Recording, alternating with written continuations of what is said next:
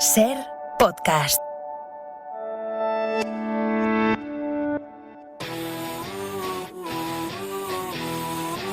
En la cadena Ser, La Hora Extra. Con Dani de la Fuente.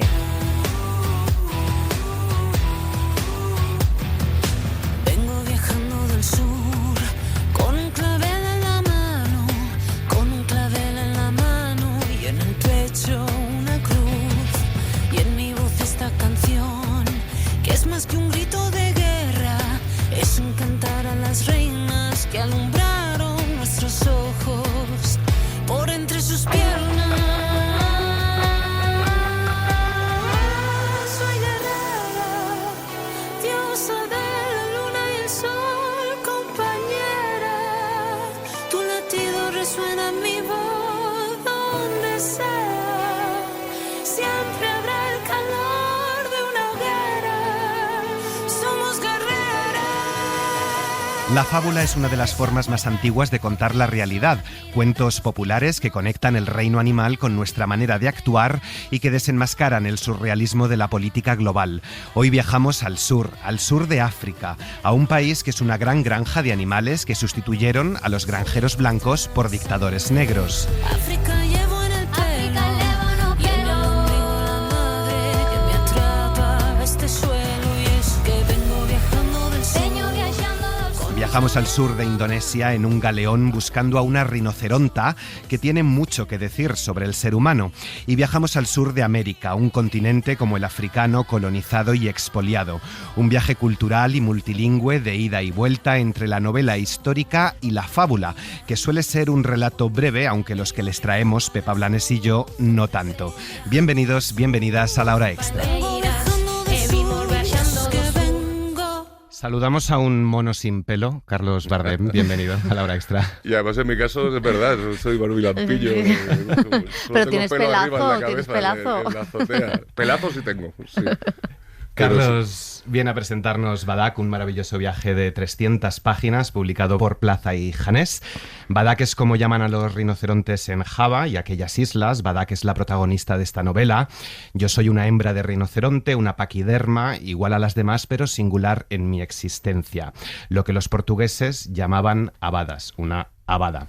Hay una calle en Madrid, lo comentábamos justo antes de empezar la entrevista, que se llama Calle de la Abada por un hecho histórico que tuvo lugar en el siglo XVI, la de un rinoceronte que trajeron a la capital, un regalo al rey Felipe II, que era el dueño de todo el coco, escribe Carlos. Un regalo de parte del gobernador de Java. Partes desde este hecho histórico, ¿cómo llegaste a él y cómo ha sido ese proceso de documentación como historiador que eres?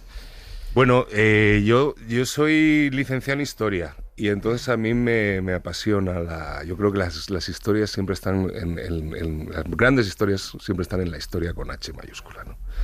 Entonces yo desde pequeño vivía fascinado por esta idea de que aquí, enfrente de donde estamos ahora en la SER, en la calle de la Abada, estuvo encerrado un rinoceronte. Me hacía una cosa tan fascinante y surrealista y tan absurdo que desde pequeñito me interesó esa historia. Yo creo que los escritores los temas nos eligen. Creo que siempre escribimos para comprender cosas que nos resultan inaprehensibles, incomprensibles. Entonces, en mi caso, me doy cuenta que quizás en todas mis novelas, pero quizás en las últimas 4 estaba muy presente. Yo siempre intento reflexionar sobre el mal. Es mi gran preocupación. El mal, el gran mal, los males coadyuvantes o la banalidad del mal que sostiene los grandes males. ¿Quiénes viven haciendo el mal y quiénes viven sufriendo el mal? Y entonces, después de escribir La vida de un negrero, la anterior a esta ha sido un asesino de políticos corruptos, quería reflexionar sobre la relación entre el hombre y la naturaleza. Podría haberlo hecho desde quizás una historia mucho más actual, pero me divertía hacer un viaje a la historia, fabular un hecho cierto, como es la traída, el rapto de un animal salvaje de una isla en Java, que acaba sus días en un corral en el centro del Madrid de la época, en el siglo XVI, viaje que es fácil suponer que nadie le consultó a este animal si tenía ganas de abandonar sus selvas para pelarse de frío en Madrid. Y a través de esta historia retrotraernos a cuál ha sido desde siempre la relación entre el hombre y los animales y por extensión con la naturaleza. Al darle, es una novela que está escrita en primeras personas. Hay 5 personajes que nos cuentan toda la historia, pero uno de esos personajes, quizás el más presente, es la hembra de rinoceronte, la Abada, que ella, yo le doy voz, es una fábula. Entonces, eso me permitía también una cosa que a mí me divertía mucho en principio, que es generar una distancia irónica entre el narrador y el lector o la lectora. Es decir, voy a crear un animal que evidentemente es una herramienta fantástica que habla y que piensa con marcos muy elaborados en algunos momentos, aunque no sea el lenguaje, y que nos va a describir el estupor que le generan estos monos sin pelo, como llama a los humanos, ¿no? Esa distancia irónica tiene que ver pues con una caricatura, o por decirlo más finamente, con una cosa maravillosa que es la ironía socrática, que es reducir al absurdo algo para acercarnos de algún modo a la verdad, ¿no? Llevarlo a un extremo para quedarnos con los trazos más grotescos de los comportamientos del ser humano respecto, insisto, a otros seres humanos. Es una novela que habla de la relación del hombre y la naturaleza, pero también le da un repasito. A mí me apetecía echar mi meadita en las glorias imperiales, estas que ahora tanto reivindican algunos, y en los procesos de conquista, de colonización, de imperialismo. Y todo esto contado por un animal. Claro, decías lo de la relación de los animales y el hombre. La propia rinoceronta, hembra de rinoceronte, reflexiona, ¿no?, sobre que los animales efectivamente atacan al hombre por hambre, para defenderse, pero el humano es el único que ataca con otro cariz. No sé si esto es lo que nos diferencia y si es ahí donde has ahondado en eso que te gustaba de ahondar en el mal, y si es ahí donde ves que ya está el origen del mal en el ser humano. Yo creo que si los animales pudieran describirnos o pudieran explicarnos, lo harían desde el estupor, desde la incomprensión. No hay ningún animal, o casi ninguno, como norma, digamos, que mate porque sí, que mate a sus semejantes por placer, que sea cruel. Los animales, por supuesto, sobre todo los depredadores, los carnívoros, pues matan para alimentarse o para defender un territorio o para proteger a las crías, pero el ser humano ha escalado esto a un paso más. Y sin esta escalada en la progresión hacia el mal no se pueden entender las grandes atrocidades de la historia, como es el esclavismo, que ocupó Mongo Blanco, una novela anterior mía, o el holocausto nazi, que es una planificación industrial de la muerte, ¿no? Es una novela, insisto, que tiene esta connotación o esta pulsión por describir la relación entre hombre y naturaleza y animales, pero inevitablemente está teñida de otro tema, por el tiempo en el que le sitúo, que es el tema de la conquista, del imperio. Y es curioso porque según ahondas en una explicación no embellecida, no revisionista, que es lo que hace mucho de la mala novela histórica actual, que nos cuenta, que es una cosa que viene de lo que yo llamo el pererrevertismo, que él lo hace con cierta gracia, lo hace bien, pero que es esta cosa de, bueno, los reyes eran unos golfos, pero todos estos tíos de los tercios eran unos machotes y eran unos tíos fabulosos, y qué maravilla. Y eso lleva pues a versiones como el ayusismo, o lo que decía este señor que pasó a mejor vida, llamado Casado, que decía que lo más grande de la historia era la hispanidad y todas estas barbaridades. Vamos a ver, todos los procesos de conquista, desde los saqueos de hermosas grebas invadiendo Troya, a los romanos, a los persas, a las conquistas española, americana, francesa, de América o de Francia, son socializaciones del asesinato y del saqueo, que luego se embellecen a posteriori. Son señores, son élites en cada momento que por unos intereses comerciales mandan a pobretones, porque claro, los que se embarcaban en un galeón y se iban a la otra punta del mundo, normalmente eran gente bastante pobre, que buscaban una salida, eran pobretones que cruzaban el mundo para cuchillar a otros pobretones, ¿no?, en beneficio de determinadas élites. Luego eso se adorna y se explica y se dice, no, pero es que bueno, les llevamos la fe verdadera y les hicimos universidades, y etcétera, etcétera. Bueno, las universidades no se hacían porque sí, las universidades eran simplemente los centros de formación de los cuadros de mando de las administraciones coloniales e imperiales. Entonces, contra esta cosa revisionista que hay ahora de que, bueno, esto de la conquista y el descubrimiento fue una maravilla, pues no, señor, no fue una maravilla. no fue mejor ni peor que ninguna otra conquista, fue como todas las conquistas, un proceso de socialización del saqueo y del asesinato. Lo curioso de esto es que esta motivación depredadora que hay detrás de cualquier proceso de conquista, no solo de la española, pero muy presente en la española como cualquier otra, está también en la relación, digamos, en un imperialismo especista del hombre hacia la naturaleza.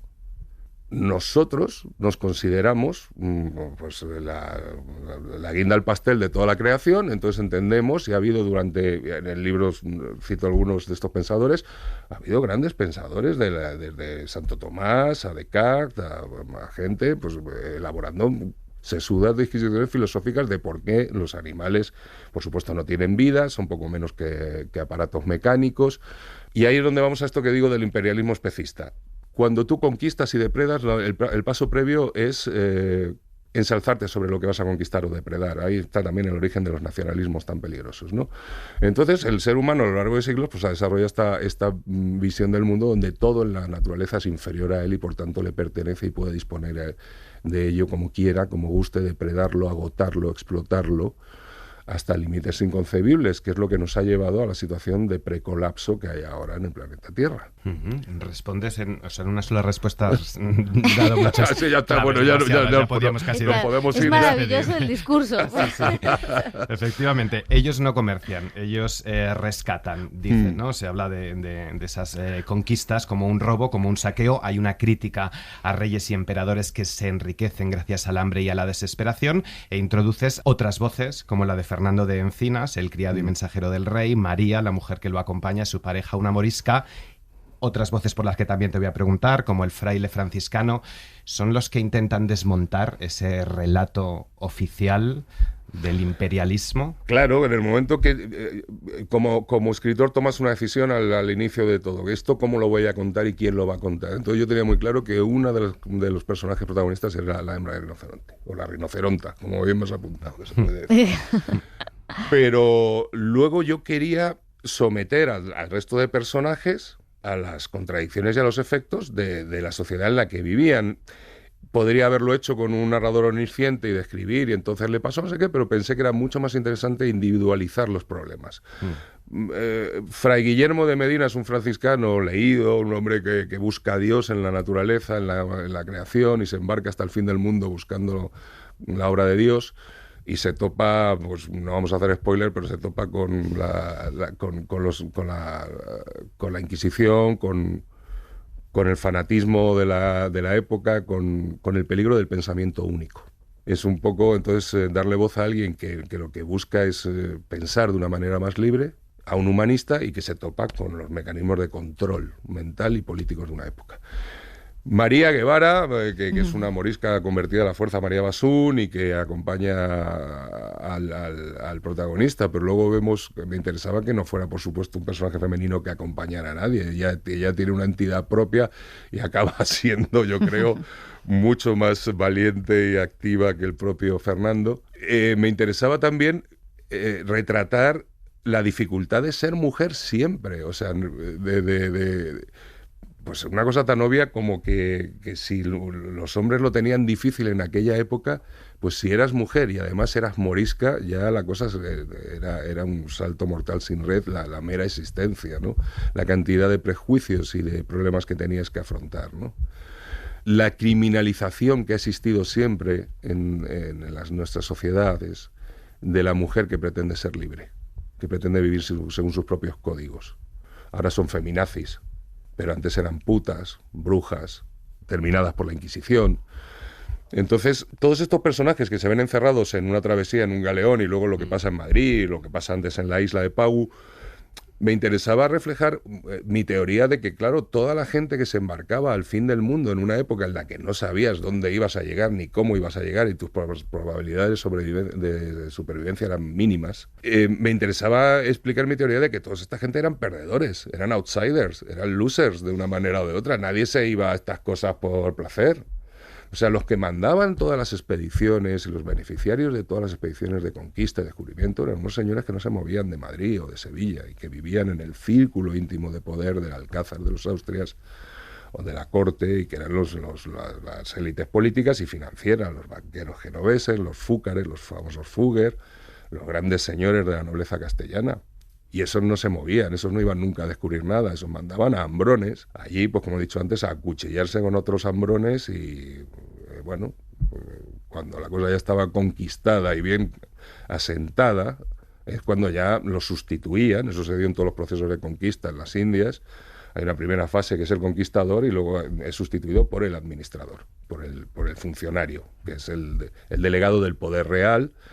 Y entonces, bueno, me parece que es un proceso que es aplicable a todas las carnicerías de la historia, pasadas, presentes y futuras. Los que mueren son siempre los pobres. Y es verdad que en el libro desmontas estos mecanismos, que son mecanismos que se han repetido a lo largo de la historia y que se siguen repitiendo, ¿no? Sigue habiendo guerras, sigue habiendo invasiones, sigue habiendo imperialismo y mandamos a los mismos. Y tal y como describes, la situación es la misma. Pero sí que es verdad que tanto en la dedicatoria, que se lo dedicas a tus sobrinos, que son jóvenes, como en el hecho de hablar del medio ambiente, que es el tema ahora mismo que toda la nueva generación tiene como gran activismo político, claro, el libro también tiene una mirada al futuro. No sé si eres esperanzador en que haya una nueva generación que coja y cambie este imperialismo especifista que hay, que cambie estas dinámicas o que pueda cambiarlas dentro de lo difícil que es, ¿no?, lo que estamos. Sí, eso es una cosa. Sí, yo soy un activista de la ecoesperanza, como reacción a la ecoansiedad, que es una cosa que está instalada. Por ejemplo, mi pareja, Cecilia, tiene episodios de ansiedad cuando ve los telediarios y ve todo arder, inundaciones. Bueno, a todos nos afecta, pero ella se pone como... Me dice, es que me genera mucha tristeza, mucha ansiedad todo lo que veo. Yo creo que tenemos que estar esperanzados. La dedicatoria a Leo y Luna, mis sobrinos, va en ese sentido. Son dos niños maravillosos, muy listos, y que ya vienen con otro me sale la palabra en inglés, mindset. O sea, ya vienen con otra mentalidad. O sea, ellos... yo creo que la esperanza respecto a esto, la ecoesperanza viene de la gente más joven. Yo creo que ellos no van a permitir o van a demandar cambios muy radicales. Vamos a ver, la gran crítica al sistema en el que vivimos, al sistema global neoliberal, es el ecologismo. Yo me acuerdo cuando yo era pequeño, o más jovencito, creo que es un ser muy mayor ya, con 60 años, pues esto de salvar la ballena, pues era como una cosa, bueno, los hippies estos de salvar las ballenas, yo mismo lo pensaba, yo siempre he sido muy rojera, entonces yo siempre pensaba, bueno, la lucha del proletariado y no sé qué, todas las ballenas son unos hippies burgueses diletantes. Y luego te das cuenta de que no, que la crítica más radical y profunda que se puede hacer a este sistema depredador, injusto e insostenible viene del ecologismo, llevado a sus últimas consecuencias. El ecologismo llevado a sus últimas consecuencias, y ahí tiene que estar la ecoesperanza, no es que nosotros vayamos en bicis eléctricas y con una bolsa de tela en supermercado o consumamos menos plástico, que eso está muy bien y hay que hacerlo, es que eso hay que hacerlo, pero eso no basta. El ecologismo llevado a sus últimas consecuencias consiste en no llevar a posiciones de poder a negacionistas de los problemas climáticos.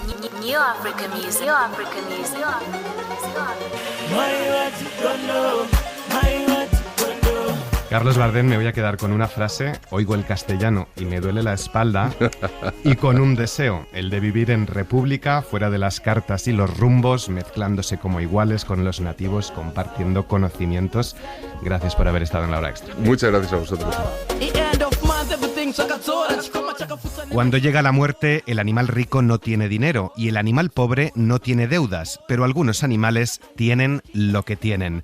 Esto escribe Violet Bulawayo, zimbabuense, finalista al premio Booker por su primera novela, Necesitamos nombres nuevos, y finalista de nuevo por la que nos ha presentado esta semana, Gloria, con Alianza de Novelas. I started writing Gloria in 2017. Right after the fall of Robert Mugabe. Empecé a escribir Gloria en 2017, justo después de la caída de Robert Mugabe, que hasta aquel momento era el único presidente al que yo había conocido. Llevaba casi 4 décadas en el poder. Gloria nos lleva a Yidada, un país ficticio del sur de África, donde el viejo caballo, un tirano designado por el mismísimo Dios, ha caído. Un país habitado por animales de granja que buscan una nueva liberación, otra fábula. El uso de la ficción, de los personajes animales, me dio la libertad de apropiarme de la historia, de hacerla mía y también de darme la distancia entre el relato y el drama político. Pero creo que también es importante decir que los animales han formado parte del aparato en el que los humanos hablamos de nosotros mismos. Se han utilizado para contar relatos humanos desde que los humanos contamos historias. Esta reinvención contemporánea de Rebelión en la Granja nos muestra los efectos y consecuencias de la colonización de la que hablábamos con Bardem. Yidada fue una ruta importante para la migración y el comercio. Durante la colonización británica hubo pillajes, violaciones, secuestros, asesinatos y opresión. Leo, los animales expulsaron a esos granjeros blancos y hoy Yidada es un país, sigo leyendo, con un mal gobierno, un gobierno cruel, corrupción, pobreza, tiranía, elecciones amañadas, masacres, racismo, esperanzas truncadas, sueños traicionados, la promesa rota de independencia. The reality is that colonialism was wrong. La realidad es que el colonialismo fue algo que estaba mal, fue algo muy violento y deshumanizador para los africanos y trajo muchísimos males de los que aún no nos hemos recuperado. Parte del atolladero en el que nos encontramos hoy en día vienen de ese periodo tan violento. El colonialismo no se puede justificar ni se puede mostrar de ninguna forma positiva.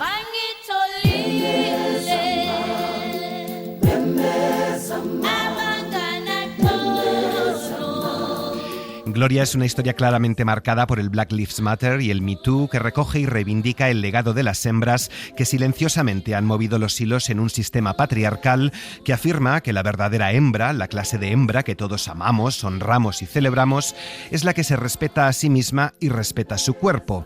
Las que enseñan las tetas en Yidada, en forma de protesta, seguro que les suena, son feas y desvergonzadas, un estorbo. The situation of women in Yidada. La situación de las mujeres en Yidada, igual que en cualquier otro patriarcado violento, es de subyugación y evidentemente se podría argumentar que es un sistema violento para todo el mundo, pero lo es especialmente para las mujeres por su género. Si nos fijamos en la historia de Zimbabue, por ejemplo, la liberación suele verse bajo un prisma masculino. En Gloria, el cuerpo femenino se convierte en una fuente de poder, en una fuente de autoridad subversiva. Y es algo muy interesante si pensamos en las madres, si pensamos en el cuerpo femenino como maternal. Las mujeres en Gloria acaban maternando a este nuevo país que nace al final de la novela. Y para mí ese es un relato muy, muy importante, una historia que es muy importante expresar y muy importante repetir, porque yo creo que nuestra libertad está vinculada a este fragmento de la población marginalizada, que lo está porque el patriarcado teme su poder. Es una historia cruel, salvaje, llena de barbarie, pero también de humor, de ternura. I absolutely use humor. Hago un uso muy deliberado del humor, que creo que es uno de los elementos distintivos de mi trabajo, porque lo uso para enfrentarme a temas difíciles y a veces violentos. Y el humor es mi forma de que el relato sea disfrutable para el lector. Pero también me interesa el humor como resistencia, sobre todo ante la represión. Para mí es importante retratar a un personaje violento, a quien han puesto en un pedestal por motivos equivocados, convertirlo en cómico. Si la gente es capaz de reírse de los tiranos, creo que poco a poco empiezan a perderles el miedo. El presidente de los Estados Unidos, ese que podría volver a la Casa Blanca, es un gran babuino. La de Novayolet Bulawayo es una forma de escribir muy creativa, muy marcada por las conversaciones en las redes sociales y, como toda fábula, tiene una moraleja. Tienen la entrevista completa en Ser Podcast y en cadenaser.com.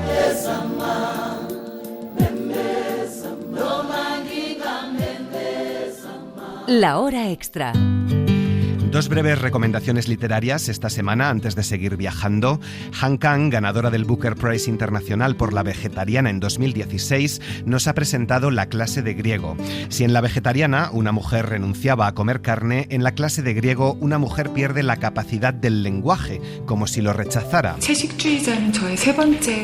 A diferencia de en La Vegetariana, que rechaza la carne, esta mujer sí quiere recuperar el lenguaje, que es una herramienta fundamental, nos dice Han Kang, hasta que recupera su voz propia, hasta que es capaz de hablarle al lector en primera persona. La protagonista es una mujer en Seúl que ha perdido el habla, también a su madre y la custodia de su hijo. Está basada en una experiencia personal. Han Kang perdió la capacidad de leer, de escribir y casi de hablar. Esta mujer se apunta a clases de griego, a priori una lengua muerta, pero descubre una lengua muy viva. Su profesor, a la vez, está quedándose ciego. Una metáfora de esta sociedad donde ni vemos ni escuchamos y abocada a la desaparición, advierte la escritora surcoreana. Aunque el verdadero protagonista de esta historia es el lenguaje, las lenguas que dividen a un mundo irreconciliable. Han Kang indaga en la pérdida, en la complejidad de los seres humanos, en la violencia entre nosotros y en la frágil relación de nuestros sentidos. La clase de griego, editada por Random House, es un libro muy sensorial, plagado de preguntas y reflexiones filosóficas para las que la lógica griega no siempre tiene respuesta. Sufrimientos, arrepentimientos, obsesiones, tristezas y debilidades del ser humano que todos compartimos. Segunda recomendación, la del escritor británico Ian McEwan, que acaba de publicar en España su última novela, Lecciones con anagrama. Recorre los grandes acontecimientos del siglo XX a través del personaje de Roland Baines, con el que el autor comparte algunos elementos. La crisis en el canal de Suez, la caída del muro de Berlín, conectan con la pandemia y con el asalto al Capitolio de Washington el año pasado. Ese fue uno de los motivos para indagar en esto.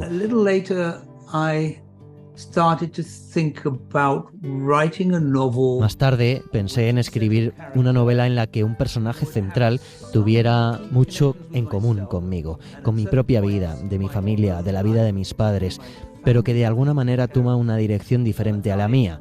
Para mí, el personaje de Roland Baines es el tipo de persona que hubiera sido yo si no hubiera descubierto la escritura. Roland viaja y vive en distintos lugares, se casa y tiene un hijo, pero su vida se desmorona cuando su mujer lo abandona sin dar ningún tipo de explicación y se ve empujado a reconstruir sus recuerdos para tratar de entender lo sucedido. Ian McEwan dice que asiste con escepticismo y preocupación a los recortes de la libertad de expresión y de creatividad, un asunto que hemos abordado también con Carlos Bardem. La hora extra, con Dani de la Fuente. Hemos empezado en Asia, en lo que se llamó las Indias Orientales, hemos parado en África y terminamos en América, en lo que se llamó durante un tiempo las Indias Occidentales. América del Sur, un territorio de antiguas colonias víctima del expolio y de la devastación natural. Nos detenemos en el mayor pulmón de la Tierra, la Amazonia, y la contemplamos a través del objetivo de Sebastião Salgado. El fotógrafo brasileño, uno de los contemporáneos más sobresalientes, nos trae una exposición inmersiva. Fotografías, películas, acompañadas de una banda sonora y sonidos reales grabados en la selva. La muestra está recorriendo el mundo para concienciar sobre el cambio climático y la destrucción de este grandioso paraíso natural. Raquel García. La relación de Sebastião Salgado con la Amazonia viene de largo. Fue a finales de los 90 cuando compró junto a su mujer más de 700 hectáreas de selva que dedicaron a reforestar y que han logrado convertir con los años en una reserva natural con casi 3 millones de árboles. Cuenta Salgado que lo que quería plasmar con esta exposición, que ahora se puede ver en Madrid, era precisamente eso. Quería retratar la Amazonia más pura, la que aún se conserva, la que estamos obligados a preservar. Es un ecosistema amenazado. Hemos perdido hasta ahora en torno de 18% de la Amazonia, pero tenemos todavía 82% de la Amazonia. Y hemos hecho una opción en esta exposición de presentar fotografías de estos 82%, de la Amazonia prístina, de la Amazonia pura. La muestra reúne 200 fotografías, la mayoría de gran formato, en blanco y negro, que el visitante descubre escuchando los sonidos de la selva. Se puede oír la lluvia, los árboles, las voces de los pueblos indígenas, versionados por el compositor francés Jean-Michel Jarre, en una especie de banda sonora de la selva que convierte la visita en una experiencia multisensorial e inmersiva para la que han sido necesarios 7 años de trabajo y casi 60 expediciones a lugares recónditos de la selva amazónica. Ahí tiene más de 200 comunidades indígenas contactadas en la Amazonia brasileña. Yo trabajé solo con 12, pero ha sido tan difícil trabajar con estas 12 que las distancias son colosales. Para atingir una tribu de estas son días, a veces semanas de navegación para ahí llegar, entrar en contacto, vivir con ellos. Comparan Sebastião Salgado y su mujer Lelia Vanik, activista brasileña y comisaria de la muestra, su compromiso con el desafío climático con una militancia. De hecho, las imágenes trascienden la espectacularidad que ofrece la fauna y la flora de la Amazonia. Nadie hizo más por la selva que el propio Jair Bolsonaro, dice Salgado. Con sus políticas ayudó a concienciar a millones de brasileños de la crítica situación que atraviesa. Para el artista, el objetivo de la exposición es sensibilizar con su belleza inmensa y aún dice sentirse optimista de que algo podemos cambiar para acabar con este modelo de sociedad que está destruyendo el planeta. La destrucción del 18% de la Amazonia ha sido hecha por nuestra sociedad de consumo. Tenemos que juntos nos meter e intentar hacer que nuestro sistema de finanzas, que nuestro sistema comercial, que nuestro sistema político haga una presión para que juntos podemos proteger, si no perderemos la Amazonía sin ningún problema. La selva amazónica es el único lugar del mundo donde el sistema de humedad del aire no depende de la evaporación de los océanos. Alberga uno de los ecosistemas más ricos del planeta. Ocupa más de 6,5 millones de kilómetros cuadrados, con más de 180 comunidades indígenas. La gran mayoría aún no han sido contactadas. Y ampliamos la mirada sobre el continente latinoamericano y sobre los temas que estamos abordando. Los grandes temas son el amor, el desamor, el desplazamiento, la inmigración, la política, el monólogo interior. Son todos los temas de nuestra vida. Octavio Zaya es el comisario de la exposición Rayuela, el orden falso, que ha reunido en la Galería Marlborough de Madrid a 14 artistas visuales latinoamericanos para rendir un homenaje a la novela de Julio Cortázar, Rayuela, que cumple 60 años. Un clásico de la literatura en castellano, cuyo complejo universo ha inspirado a estos creadores con los que ha hablado también Raquel.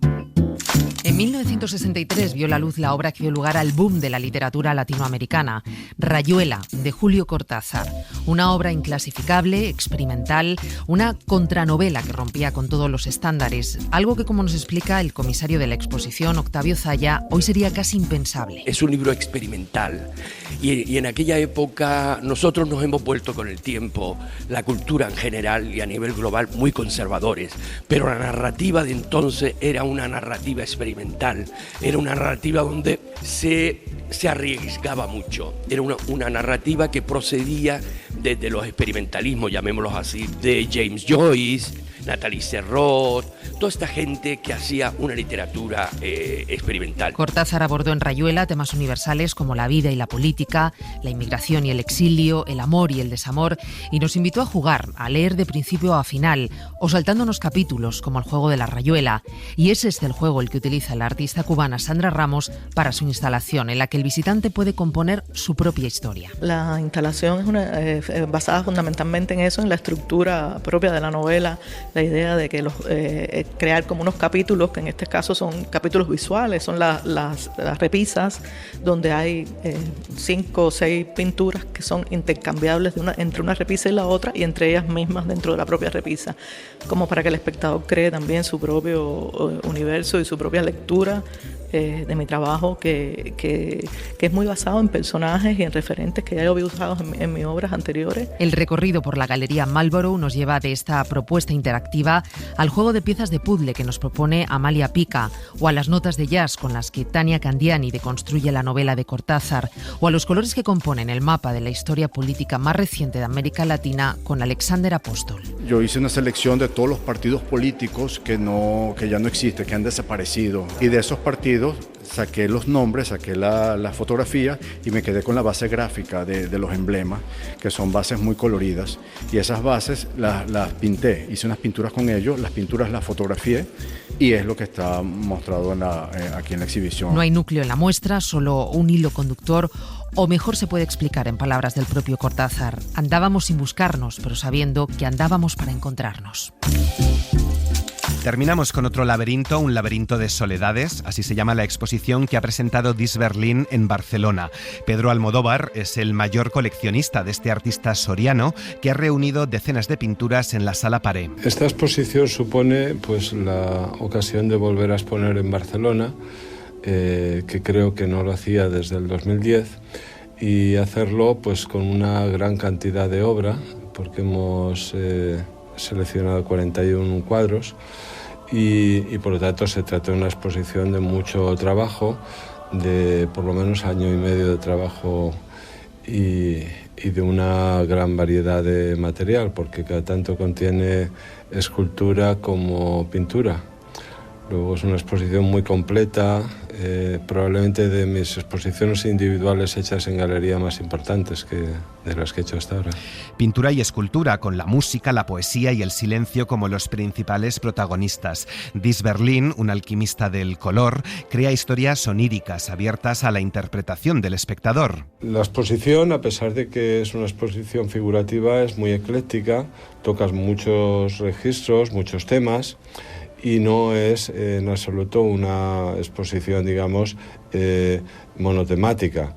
Por lo tanto, las fuentes de inspiración y los temas que me han interesado son muy diversos. Si hubiera una inspiración que me acompaña, es la de la música, porque la música es mi mejor compañera de trabajo. Y la música que elijo en cada momento para mi trabajo, pues puede ser que esté ayudándome a concentrarme y afinar mi inspiración. Otro de los atractivos de la exposición Laberinto de Soledades es la posibilidad de admirar el trabajo escultórico de Dis Berlin, un ajedrez mágico que nos devuelve al país de las maravillas y al ajedrez viviente de Lewis Carroll. La exposición se compone de dos partes. Una es la más cuantiosa y abundante, que es la dedicada a la pintura. Y luego en otra habitación, en otra sala más pequeña, hemos reunido una serie de esculturas que ya estaban hechas desde hacía ya tiempo, y para presentarlas, en vez de hacerlo de forma, digamos, muy evidente, poniéndolas simplemente cada una al lado de la otra, la he aderezado con una instalación de cuadrados de colores que le dan una unidad y que le hacen, digamos, que resulte casi como una sola pieza instalativa, ¿no? María Jesús Rodríguez ha estado en la técnica. Muchas gracias por acompañarnos. Que tengan buena semana. Suscríbete a La Hora Extra. Todos los episodios y contenidos adicionales en la app de Cadena Ser y en nuestros canales de Apple Podcast, Spotify, iVoox, Google Podcast y YouTube. Escúchanos en directo en la Ser los domingos a las 7:30 de la mañana.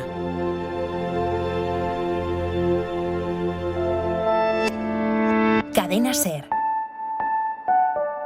La radio.